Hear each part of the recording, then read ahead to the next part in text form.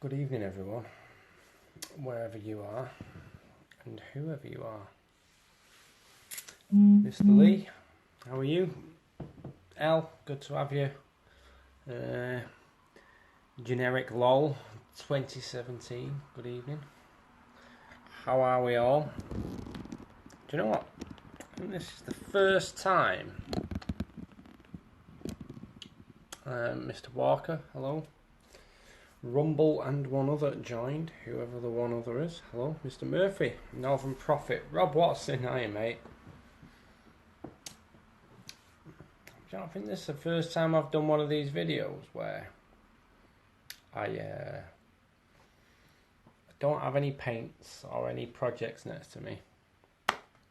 I always looking for birds. Hello, a boat shed. Psh. Yeah, one of the first times I've done one of these videos. Don't have a guitar and I don't have any painting projects next to me or anything like that. You know, and obviously I've not got a plan of what I want to talk about.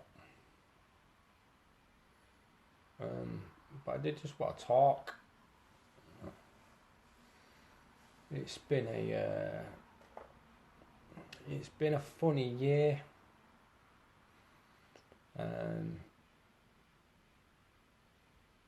For a lot of things, you know, my health and my hobby and my life in general, you know, and I often relate the way my life is and the way I deal with those things to painting.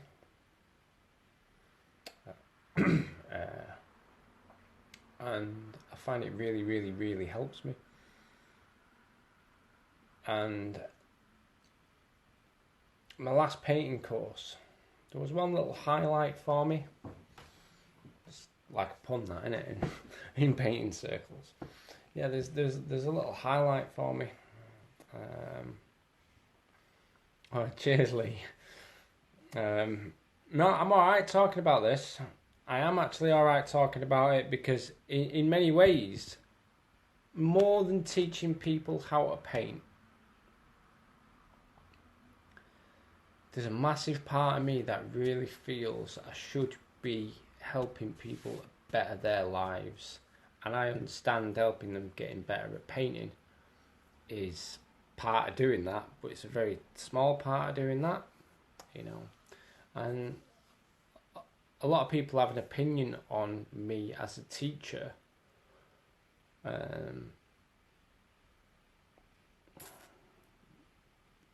As you know, Lee, for example, a lot of people have an opinion on me as a teacher. That, you know, some people call me Yoda, or some people call me Zen, or whatever it is, you know. And that has quite a. It actually resonates with me quite a lot, and I struggle to kind of accept it, and I accept it in not a begrudging, but a very shy and grateful way. I also treat it as a little bit of a laugh as well, and I think sometimes maybe I'm doing myself a disservice. So anyway, I've just diverted myself there, but that Yoda thing is not misplaced. That Zen thing is not misplaced. I'm actually going to admit now. And there was a part on the course I did recently. I think it's Nick Caxton. Correct me if I'm wrong, Nick, by the way.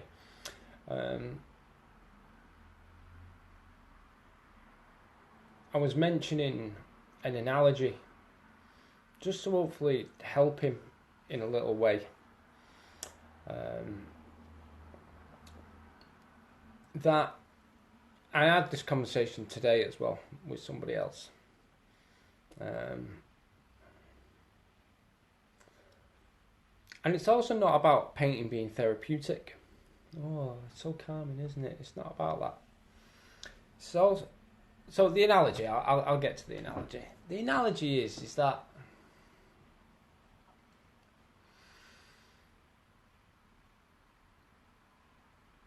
your emotions around your life and your emotions around the things you have to deal with in your life very much like the consistency of your paint. And certain emotions fit great into certain situations, but generally a mediated response is a more productive one. Sometimes it's good to have a little bit more of an extreme of emotion and this extreme of emotion, but generally we like our lives to be a little bit calmer and more measurable, you know, and this is that sweet spot of consistency, you know. And the thing is you only know that you've got that sweet spot of consistency if you know where too far is, if you know where too far is, you know where too thick is, you know where too thin is, you know. And with that, kind of like all these ups and downs in our life, or in my life this year, they're these reminders either side that actually there's this little sweet spot in the middle, and this little sweet spot is what's going to get me the greatest results on the model I'm trying to paint. That is my life or your life, you know. And there's many other analogies about stuff like that locked up in my friggin' head that run parallel with my fundamentals course. I just want to get it all out. And there's an insecurity in me about getting it out, you know, about what people might think and say. That's a fact. There's also an insecurity about giving, because I really just want to give it all away, if I'm honest. I mean, like, everything. You know, like, for example, I've got a pile of eBay stuff here on my floor of models I don't want anymore. And it's been sat on my floor for like well over a week now. But the thought of money isn't making me feel better. The thought of making the space in exchange for money isn't making me feel better. The thought of unburdening myself of these things isn't making me feel better. The thought of giving it away, the thought of throwing it away is easy. I don't want to throw it away. I don't want to just unburden myself. And the thought of giving it away in a competition feels like more work, but also feels like I'm excluding people and creating losers as well as winners. And it only leaves me with the option of just giving it away. And I feel very much like that with my fundamentals course. And I feel very much like that about the analogy with helping people, with how I've helped myself. And I'm still a work in progress, big time, by the way. But, you know, I've not launched myself off a car park roof yet. So I'm doing something right. You know, and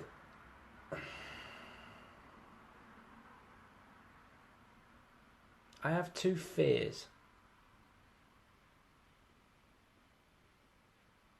Or is there more fears? I didn't plan on saying any of this, by the way. I have some fears. The first fear is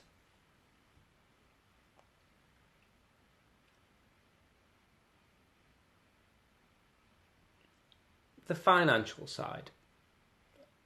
You know, does that kind of close one door off for me?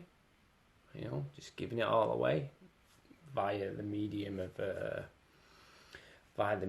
of YouTube or these live streams. You know, do I harm whatever financial gain I may have had? Part of me wants to say yeah, but part of me really wants to say no. Okay. The second one is not being able to give it away in as complete enough a way so as to get the message out appropriately. Now that might take time. All right. Now there's one thing I'm not entirely good at with that, is that that's going to take a lot of videos, you know. And there's more to the fundamentals course that I teach than meets the eye, and I'm still playing with the idea of either changing it or adding a day 2. You know, a day 2 would be really, really, really useful to a lot of people. The next thing is that I don't want to start giving the fundamentals away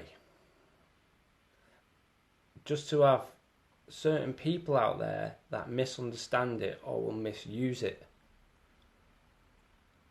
without me there to fill in the blanks and to guide. So I'll use the last Instagram live chat with Liam, which was great. I'd like to do that again, actually. And he said he really likes the fundamentals course, but there's some things of it he just doesn't use anymore. And there's kind of no way. In fact, if he pops up, yeah, there's kind of no way that there's no way that he doesn't. There's no way that he doesn't, and you know, there's 3 ballparks of consistency. You've got to be using one of them ballparks. There's 3 ballparks of brushstroke. You've got to be using one of them ballparks. You know, there's only one place you can prepare your paint, and that's on a palette of some sort.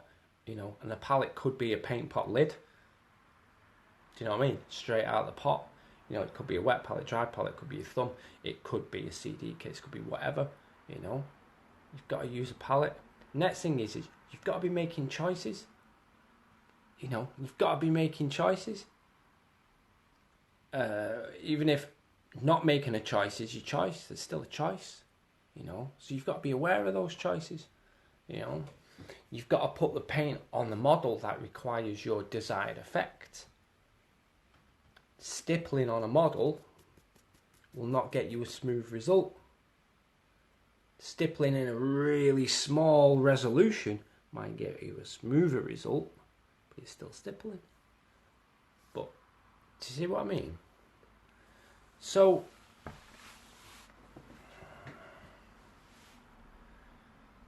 if it's so easy for somebody who's been on my course 3 times to misunderstand it, then there's 2 things potentially wrong. My explanation is one, or their understanding is the other. Kind of as the teacher, I partly take responsibility for that.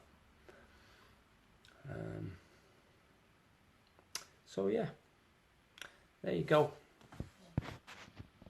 Now let's have a look, see who's saying what, because I barely looked. Wow, there's a lot of folk in here.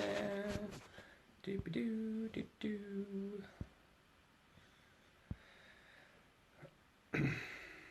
Rob, you've not forgot, have you, mate? Well, make a date. That's to do my bathroom, everybody, by the way. I mean, it's weird. I spoke about my bathroom today with the always looking for birds person on it, and we were just saying that the flat I have, you know, my bedroom and my living room very much reflect who I am as a person, and that my kitchen kind of does but needs more work. It's pretty much like a very utilitarian space, you know, and that my bathroom is the place that really needs the most work. And we're going through about what these 2 places mean to me, and the bathroom is very much a source of physical pain for me and upset, and likewise the kitchen can be as well, you know, because both these things are, dare I say, place images in your head. They're both related to food and how it's processed within the human body, and as a result out of the human body. And you know, these are two areas of long-term sufferings, and you're just saying that these two areas in my house reflect that. They reflect my desire to not want to be in there, or they reflect, not that I'm saying they're grim places, but they're not like my living room, they're not like my bedroom, and I don't quite know what to do with them, you know. They're not necessarily grim places, they're just utilitarian. So, yeah. Anyway, more analogies. Check me out, Mr. Analogy. Okay, so moving on. Why is my screen frozen? There we go. Lee Pierce says, what music is exciting me at the moment if I need another topic? Megadeth at the moment.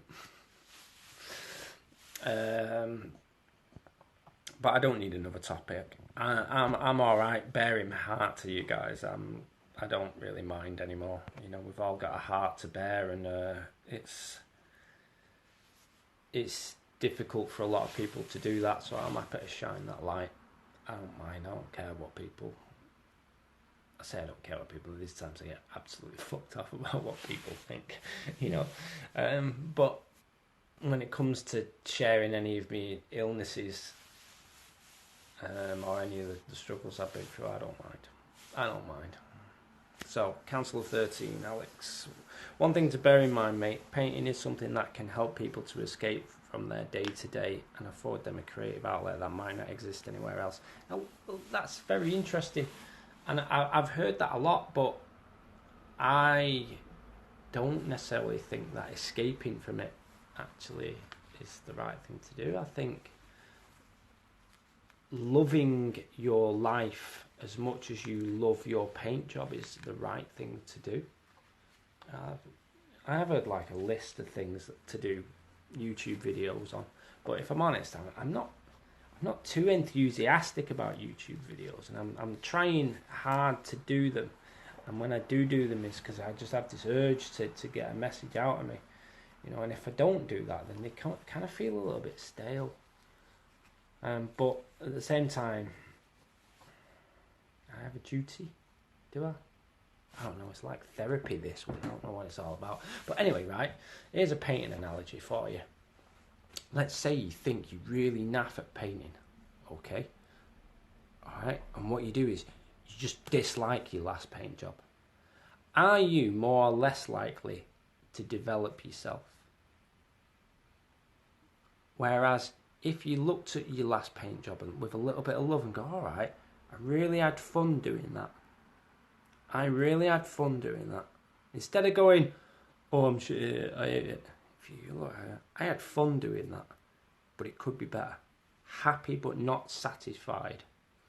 There's an interesting place to be. Because if you're happy with it, you're more likely to carry on with it. And you can cultivate that. Not satisfied means you still know you can do better. But if you're happy and not satisfied, you're more likely to look at that model with a little bit of love and go, okay. And like I said in a few live streams ago, you're more likely to look at your model and go, well, I'm not satisfied with that bit because it might be, well, the paint is a little bit thick. Well, then you know to thin it. That line is a little bit wobbly. Well, then you need to know to straighten it. Well, I can't straighten it because my hand shakes. Then you need to know you might need to support your hand. Well, it's not my hand, I'm nervous. Well, then you need to support and calm your mind. Well, how do you do these things? Breathe. Yeah. Take a few deep breaths. In fact, it's better to go slow in and just let go. And just let go. And you'll find after 3 of them, like on the third one, just hold it a little bit longer and then just fully relax. Right? Try it now, honestly. Tell me how you feel afterwards. Then when you come to paint the line, alright, because your body kind of does what your mind tells it to do. If you're shaking, that means there's something going on up here. Alright? Make a noise. People that come on my classes or have a private one-to-one lesson with me, generally they'll hear me making a noise. I go, now it's hard to go like that and go at the same time. My mouth wants to go. yeah, or my hand wants to go smooth, yeah. So if you start painting with that in mind, make the noise of the line you're trying to look at. This goes, ooh. See, it's hard to go and do that at the same time because they're kind of like in opposition of each other. Yeah, so if you want a nice sharp line, yeah. Or if you need a long, smooth, straight line, okay. Now my hands shake the same as everybody else's. The difference is I know, I'm aware of the choices that I can make in order to settle these things down or use shapes to my advantage. Okay. So yeah, being aware of what your problems are, like with the analogy, being aware of them and not judging them with likes and dislikes, and be happy that actually there is a marker where my consistency is too thick, there is a marker where my consistency is too thin, yeah, there is a marker. Just see what I mean? Understanding all these peaks and troughs in our lives, understanding these peaks and troughs in our painting, in our hobby, they're actually there to be loved and appreciated, you know, and it's really going to help you out. Anyway, helping people paint can help people's lives. Yes, it can. It certainly helped mine in many ways. Okay, beautiful analogy. Thank you, Starheart Miniatures. Lee Pearce says, on the topic, my painting philosophy changed how I look, and in some respects approach and see the world. But what are my thoughts on composition? Whether that be colour, dioramas and basing.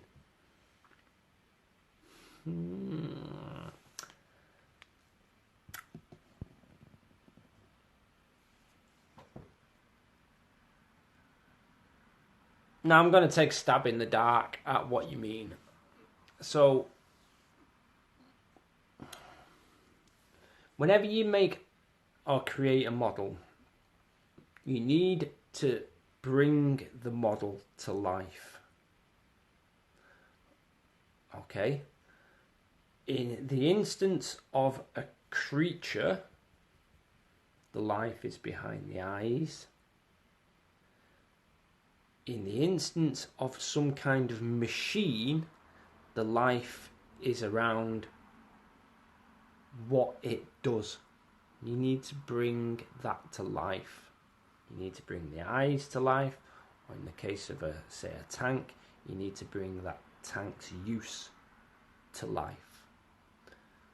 For example, a rhino needs men getting in and out of it.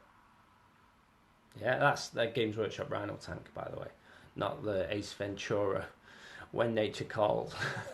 although that is one of my favourite scenes in any film.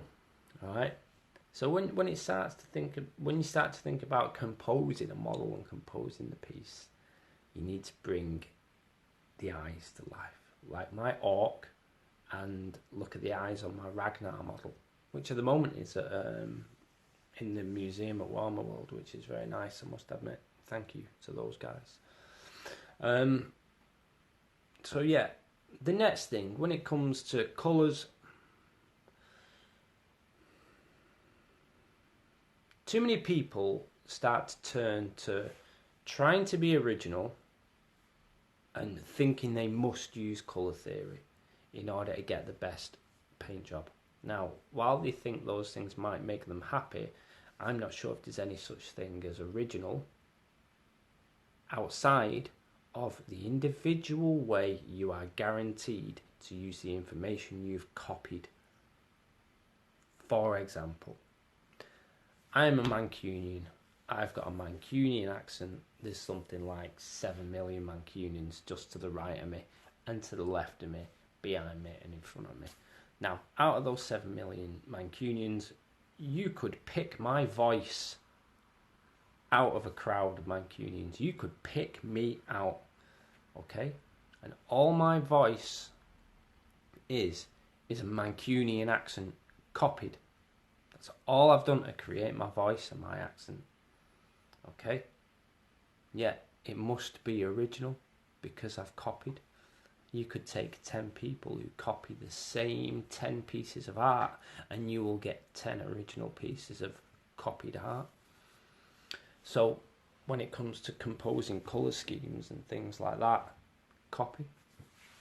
I mean, even colour theory, if you're going to use orange to desaturate blue, have you not just copied colour theory? It's an interesting world, isn't it? And there was a quote, I can't remember where I heard it from, but it's absolutely stuck with me.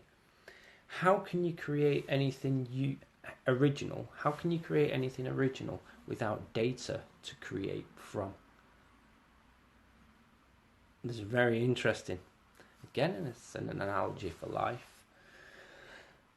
So, while we're creating and we're filling this void, essentially we are just regurgitating. So I say, look for something that inspires you and you like, and copy it onto your model. You know, it could be anything. Dioramas and basing. Dioramas and bases are stages and should never take the place of the model. Never. They should never really be in front of a model unless they're part of telling a story, and it's got to be pretty obvious that they're part of telling a story. You know, a good example of this is the Imperial Fist character released recently.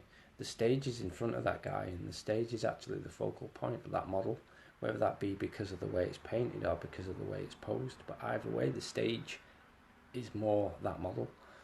And now, if you look at that model, it's got a large part and a small part, and that guy is stood, in this instance, stood behind it, yeah, and he's stood with 1 foot forward, he's right foot forward, left foot back, and you've got the large bit and then the small bit.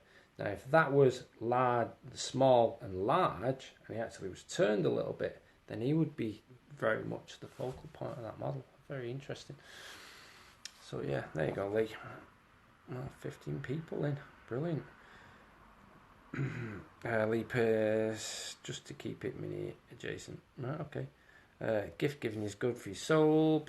Maybe the USA trip will be a reset button. Let's hope so. I'm calling it my line in the sand. Steve, good evening. Glad to have you here finally. Olive oil, how's it going? You alright, Sharon?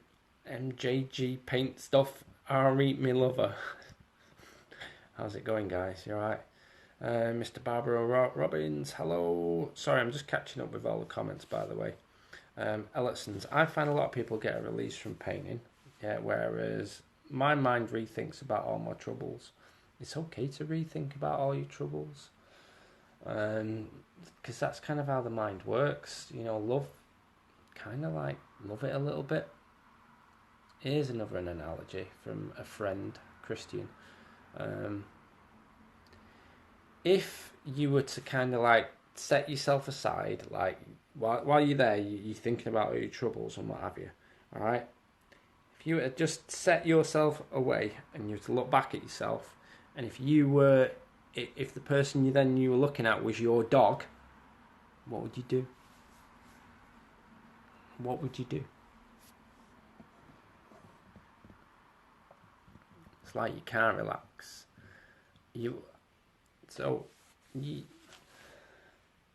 That seems like too much pressure on yourself to paint.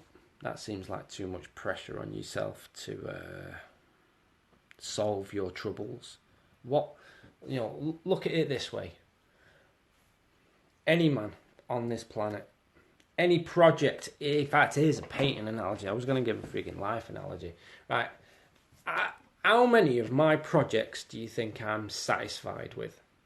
And let's call every project I'm not satisfied with, or every part on a model that I'm not satisfied with, let's call them my troubles. How many?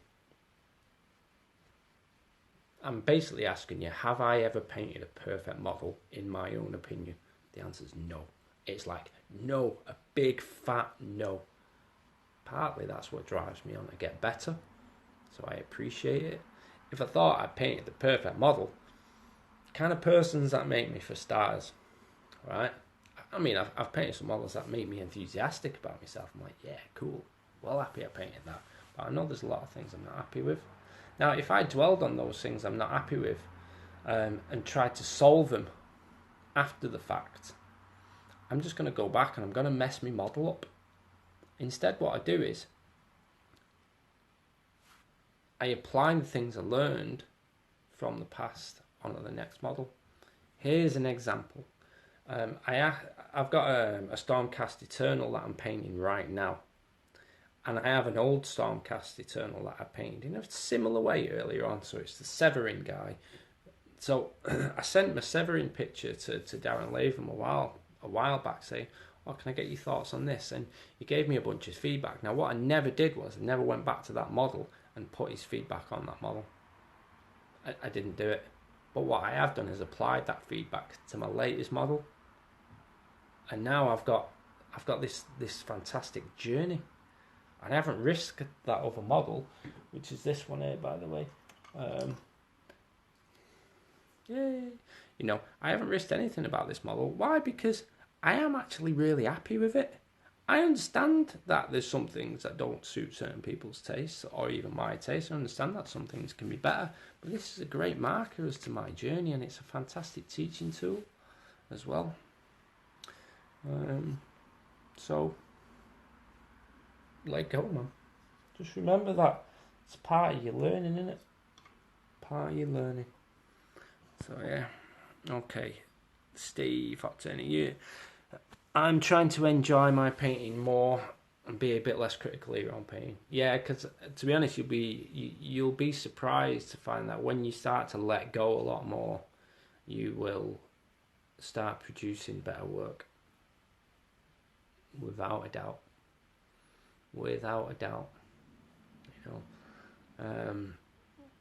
My fundamentals course, like I said in a couple of that last video, fundamentals course is very much it's a teaching tool. It's not necessarily how I paint, it's how I break down how I paint. Now I use it as a teaching tool for myself as well. For if I'm struggling to do something, I go, right, if I'm struggling, why am I struggling? I'll then actually refer back to my own course and go, oh yeah, and then off we go. So yeah, you should actively really try and love your own painting. Whether it's good or bad in your opinion, because guaranteed somebody out there will love it.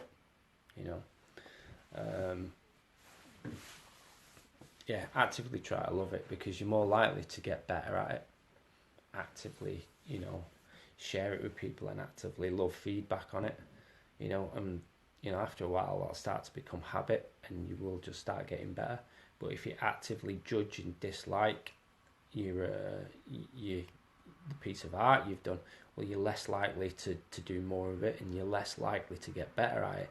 You're less likely to share it, which means you're more likely to not spread your art into the world, which means those people that would have loved it are then denied it. So yeah, there you go. Okay, Rual says, happy but not as satisfied is still a place some people need time to get to. Yeah, absolutely. For them, the escape can be important. It's a different place along the path. Yeah. The escape really is being present, because that's any people's worries. Right, if you've got worries like right now, right, and there's literally a man with a gun to my head, I ain't gonna be painting. Yeah, if there's not a man with a gun at my head, then that's just an idea in my head, whether it be something I've fabricated or something in the past or something in the future. And what paint does is it engages you into now, and that's your escape. Your escape is just these things that are just neurons firing in your brain. As a matter of fact, you could waffle on about how real they are or not, but they're generally past, future, or they're nowhere near you. So you're happy in this little point of creation, which is essentially is now. Now is where things are created.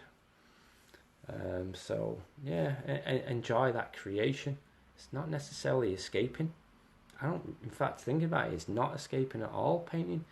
It's bringing you right into what actually is happening right now in your world. You know, there could be anything going on around the planet, but they ain't happening in your world. Your world is arm's length. You know, maybe at the four walls around you. You know, so painting is helping you escape imaginary things and bringing you into actually the reality of your situation. Is at your desk painting. That's kind of beautiful, really. Steve Forty says, having witnessed that noise, he knows what I mean. Yeah, that definitely, it works, man. I feel like this is going to. Lee Pierce says, I feel like this is going to help with regular drawing. What do you mean regular drawing, mate? My favourite name on the internet, Frenton Quarantino. Hello. And tabletop painting. In order to create, one needs inspiration. Yes, absolutely. Chilling Wargamers, good evening. How are you guys? You all good? How much time have I got? Let's see what time it is. Right, it's about 20 minutes left. Tabletop Painters says hello to Chilling Wargamers. Not to me, though. Ice Bud. Well, everyone's saying hello to each other. Good. I like the fact that you guys socialise. Kelly says, I have to give it away in order to keep it. Maybe. And painting allows you to take a break from the world. It makes you more present with what's going on in the world. And Chilling Wargamers, painting gives you time away from the real world. It's therapeutic for you. I'm not sure if it does. Again, it brings you right into right here, right now. Right, all my models perfectly painted. Oh, thank you. If you are satisfied to the nails, then there's no room for improvement. Absolutely agreed. Putting your teachings in place. Nice one, Mr. Ellitsons. I'm glad you do. See you later, bud. How do you feel about a GD statue being redesigned? Cool. It needs a redesign. It needs its quality upping. Enough said. Table set. If I dislike my paint job, you're most likely to not going to finish it. So there's one point I stress on my fundamentals course, and that point is have faith. And the reason I say have faith is a very, very, very, very, very large thing to develop in painting, is because when you're doing non-mets, it's only say like the last 2, maybe 3 stages of non-mets, of which there might be about 15, by the way, where you actually know you've actually got it right. And until you reach that point, then you don't know whether you've got it right. So judging your paint job with likes or dislikes on the journey before you've finished it is not very good. It's like judging a child, saying he's a poor adult. You know, you're going to make a poor adult, but you can't do that. You've got to wait and see. You know, you've got to wait and see. Showing a little bit of love and care to that paint job and assessing it as opposed to judging it with likes and dislikes will actually then forge you forward. And this is what I mean by actively loving. If to judge something with likes and dislikes, frustrations and blah blah blah, while these things may happen, you know, it's a lot more useful to just go out, okay, what is it I dislike? Can I put it into a factual, quantified way? And then I can actually adjust it. Can I look at the facts of it instead of just the of it? You know, and you really help to get your paint job where it needs to go then. So, yeah, if you dislike your paint job, you are more likely to not finish it. So you need actively cultivate the love in it. Is definitely a useful tool. Okay, Lee Pierce.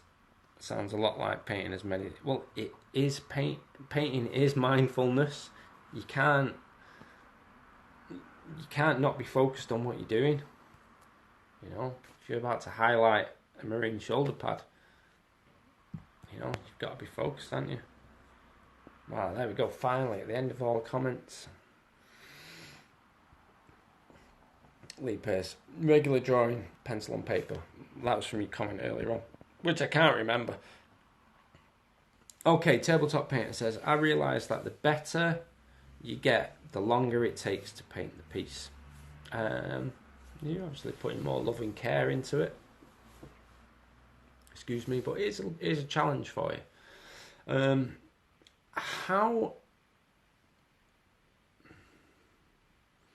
What parts of your paint job could you have done in fewer, longer, smoother brush strokes?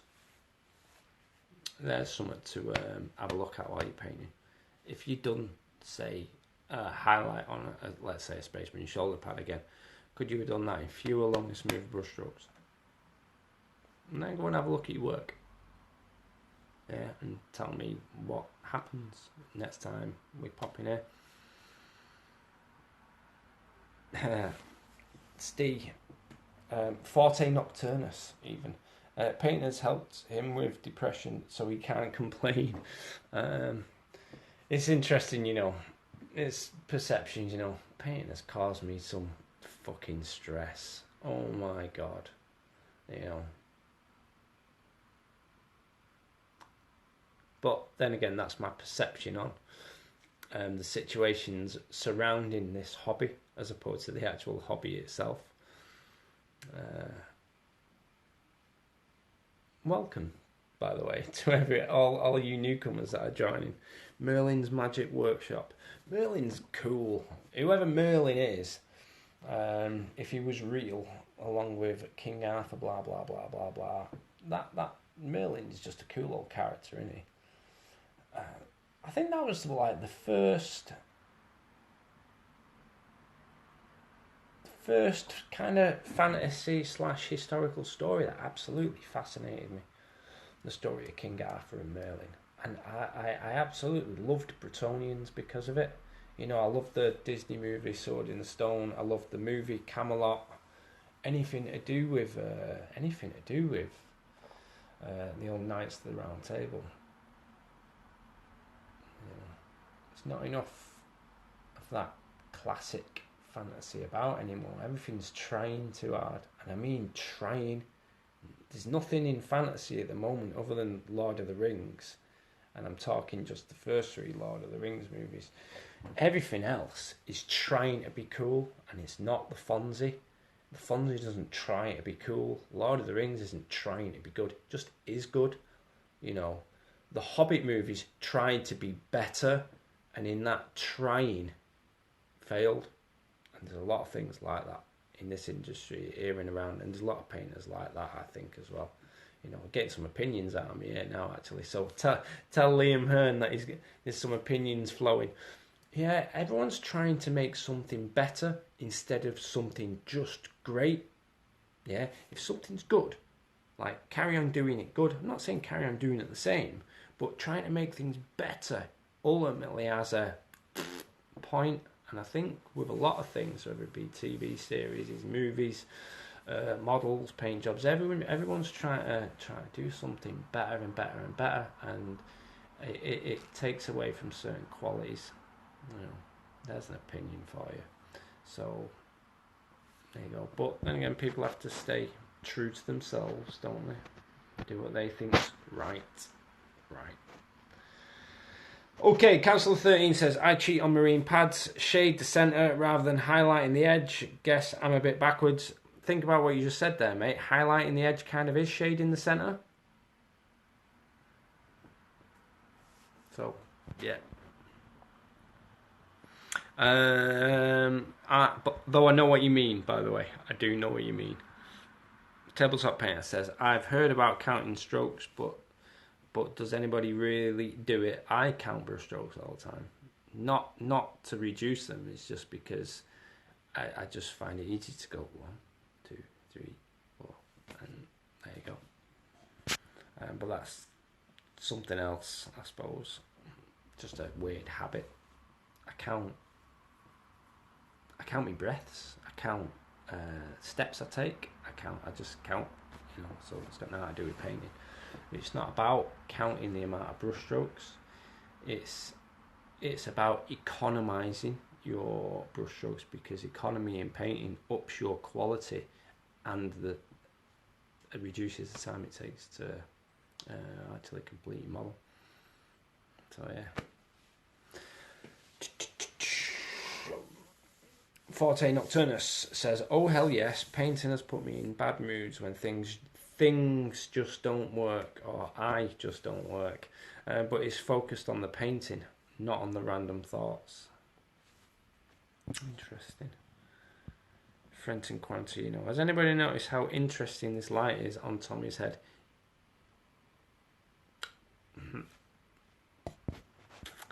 Always great light study. Thank you. Cheers, guys. You shower bastards. Tommy's opinions, I'll let Liam know. Brilliant. An artist is one who paints for the sheer joy of it, not one chasing likes. Yes, indeed. Yes, indeed. Though it's difficult sometimes when you become a professional painter. Some painters start to see likes as bread and butter, or trophies as bread and butter. And I've been in that place. I understand it. I've spoken to people who feel very strongly about that, and I understand it.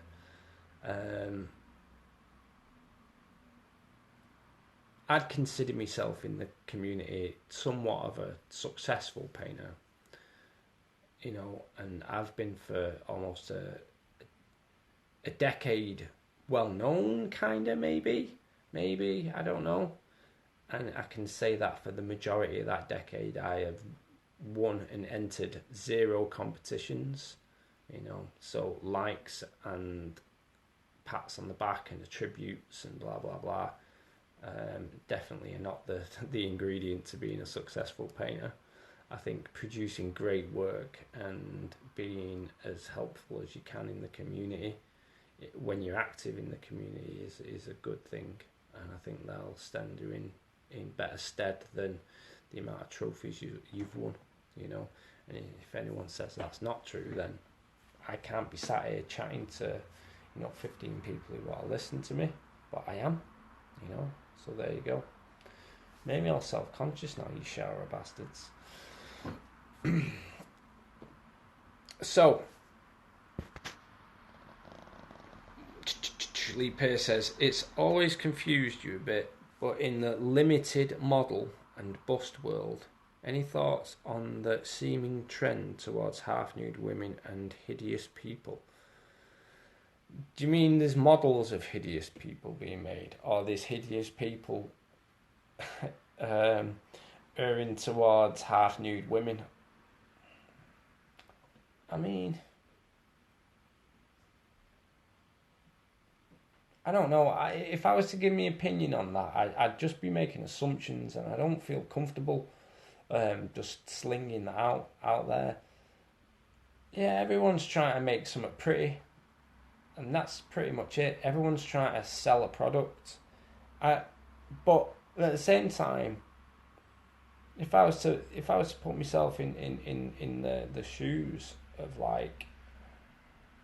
of whatever bust maker, how do I know the difference between the ones that are just trying to make the next best product and the ones that are just loving the job? I don't know. Would I like to create my own model and put it out there? At one point, I definitely could say yeah to that. I'm struggling to say yeah right now. If I'm honest, I'm struggling to say yeah right now.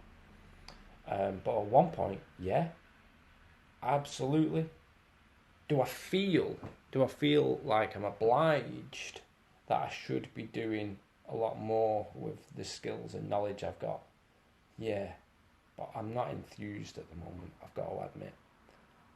There's a certain amount of, as some of you know,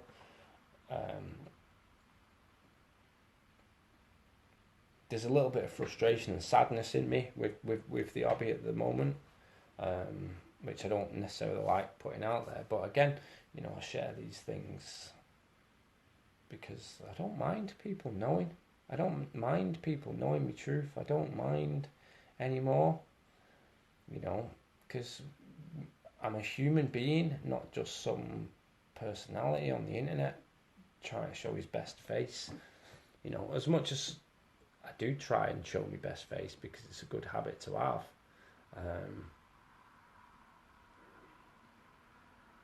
Yeah, blah, blah, blah. Okay. Tabletop Painter says, no such thing as random. I'm very much inclined to agree. That's an incredibly long conversation. Madders, good evening, good sir. Right, Starheart Miniature says, my sculpting isn't that bad. Then again, it's all been anthropomorphic lately. Alright, you've been like doing Bugs Bunnies and things like that, or do you just actually mean people? But as long as you're enjoying yourself, so what? Do you know what I mean? You can't help looking at light on people's faces every day, so don't feel self-conscious. You've made the lighting more interesting. Thank you, man. I know exactly what you mean, because I actually do exactly the same thing. I sit there, I'll look at the way moss forms on trees, I'll look at the colour of tree bark, which is very rarely brown, by the way. Like, rocks are very rarely grey. Like, so rare, I'd be surprised to actually see a grey rock, ever, you know. Star Miniature says, sculpt what you love, sharing is caring. Check out Care Syrian. I said, yeah, I'm pretty well versed in the esoteric nature of chaos theory, Fibonacci sequences, and the life of Phi, if you will. Yeah, it's a very interesting state of affairs, isn't it? Very interesting indeed. Right, do you know what? Has anyone got any questions or anything like that? Because I think I've said all I feel like saying tonight. Yeah, and I feel good. And thank you for turning up. And thank you to Lee for being a Patreon of mine as well. You know, and for other things as well, by the way, Lee. Thank you. Okay, Painting Lemon. Electrons may have an amount of true randomness to them. Who even knows right now? So the electrons you're talking there, quantum theory, in that an electron can be in many places all at the same time because it exists as energy and vibration, which means it then essentially is not bound by the laws of space, but is more bound by the laws of time. If there's infinite amount of time, then that means these things can be anywhere at any point, any time, which is why they appear to bounce around. I hope that it's about right, as you know.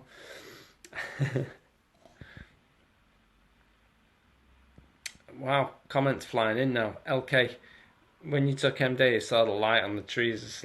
I'm sure you did, mate. What's my current project? Have a look. It's the Stormcast Eternal in my gallery. I'm quite enjoying it. Although I've hit a little bit of a wall on it. I'm struggling. What's next on the table after the Stormcast? I'm not too sure. I might have a break. But I do have this Sisters Battle Sprue here, which is awesome. And I also do have Janice Zar there as well. But we'll see. You know, do I want to do the Golden Demon Winners Challenge by May? Yeah, maybe. I mean, some of the models are lovely, and you know, I had a Sisters Army that I sold years ago, and I regret selling it. And this might resurrect that love. But you know, there's the new Necromunda stuff coming, and I've got all sorts of projects flying around my head all the time, which is another reason I'd love to give just everything away. Just go and just start from scratch again. You know, so and think about how to do that actually. Think about like maybe just having it run a free event at Element Games or Fanboy, or even there's a theatre in the building where I live. Just run a free event, get people down, do some painting, get all my bits box out, get all my armies out, and just go nuts. Have it. How's that sound? And I'm sure they'll go, yay, I'm getting stuff. You're welcome to, you know. So yeah. What can you do to support me? Mate, I think you've done enough. You've earned yourself maybe a visit to Australia from me, just like Mr. Hammett has, you know. Like, still stressing out though, if I'm honest, about actually buying that ticket. I don't know what it is, you know. Look at me, I'm fidgeting now. Mate, plenty of good vibes. Plenty of good vibes. Thank you. You find it hard time getting a paint now with a young family? Yeah, I can imagine that's a tricksy thing to do. But just remember, there's people out there that do have time and they do have families. So an example being, if you go and follow Warboss Kurgan on Instagram, okay, and I've used this guy as a shining example. That guy has twins, all right? And that's obviously just a part of his family. This guy has twins. He also has a full-time job. You go and look at his painting catalogue. It's vast. It's probably bigger than most people's on the internet, and I sincerely mean that, all right? And that guy paints for 15 minutes only every morning before he goes to work. That's it, okay? That's it. 15 minutes every morning before work. And that man has painted some amazing projects. Warboss Kurgan. Like, go and find, like, leave this video chat. Go and find him. Warboss Kurgan. And then just ask yourself the question, can I actually make time to enjoy this hobby that I love? Steve Fighter says, have I tried the broken toed brushes yet? Not the Mark 3s, no. I'm going to work my way through all the Mark 2s that I have, which is going to be quicker now because I gave a full set of the Mark 2s away to Matt Kennedy a few days ago, which is good because he's enjoying them a lot, you know. So, well done, broken toed. Okay.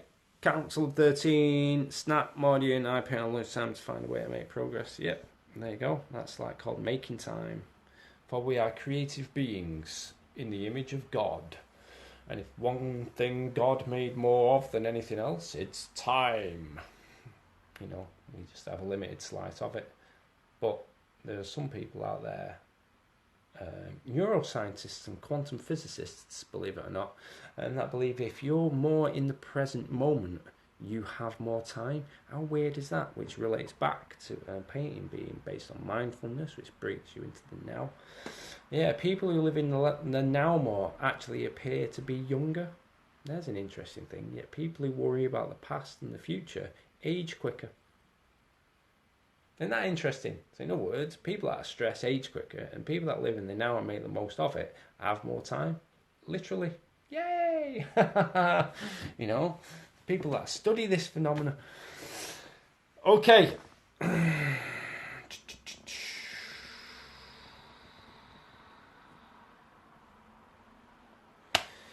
Tabletop Painter says, so I'm an Aussie fella, thought I was Scottish. Are you talking to me or Lee? I assume you're talking to Lee. He's from Manchester. Okay, awesome. Captain America. Oh, okay. Yes, exactly. That's the fella. 2 minutes. Do you mean there's 2 minutes left of this video? I hope not. But cheers for the heads up, by the way. Even when you have a family, it's good to get a little time for yourself. Yes, absolutely. Because you being you is why your family love you. Painting can be meditation. Yes, absolutely. Everything can be meditation. Do you know what the word meditate means? It means to become familiar with. And the only way to become familiar with something or somebody, and that's to pay attention to it. And to pay attention to something, you need to be present right there, right then, right now.